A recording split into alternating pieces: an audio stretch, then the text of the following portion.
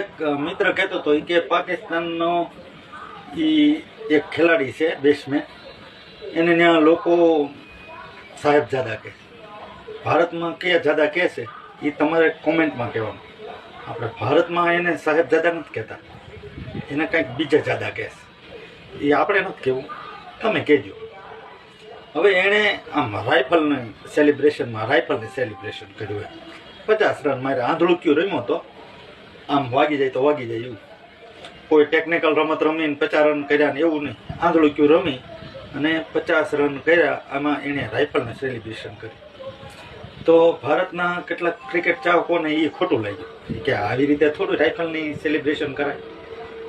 અલા ભાઈ, એક તો એ આતંકિસ્તાનનો ખેલાડી, બરોબર, પાકિસ્તાનનો ખેલાડી, આતંકવાદ એનો ધર્મ, આતંકવાદી દેશ, આતંકવાદીનો દીકરો, આતંકવાદીના ઘેરે નાનાથી મોટો થયેલો હોય, એ સેલિબ્રેશનમાં શું કરે?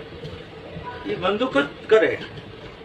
એની આગળથી બીજી કોઈ તમે અપેક્ષા રાખી પણ ન શકો.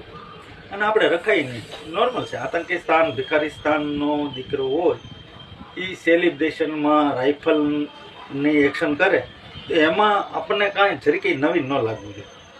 તો હવે મિત્રો થયું છે એવું કે પાકિસ્તાન તો છે ને બાંગ્લાદેશ સામે હારી જવા માંગતું હતું, અને એ રમત પણ એવું રમ્યો કે આપણે હારી જવું છે એટલે ભારત સામું ન રમવું પડે.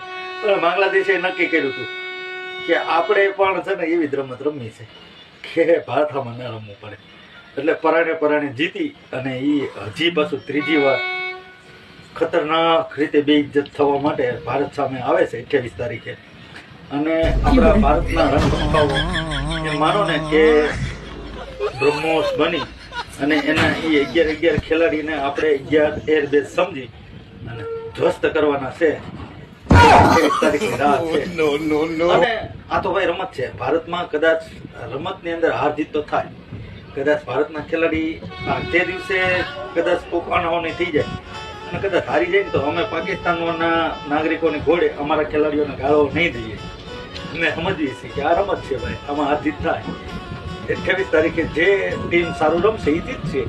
આ અમારા સંસ્કાર, આ અમારું ભણતર છે. તમારી ઘોડે અમે ગાળી ગલોચ કરતા નથી. એટલે હવે વાત છે 28 તારીખે. પણ અમને વિશ્વાસ છે કે ભારતની ટીમ છે ને તમને ત્રીજી વાર બેઇજ્જત કરશે. તમને શું લાગે છે?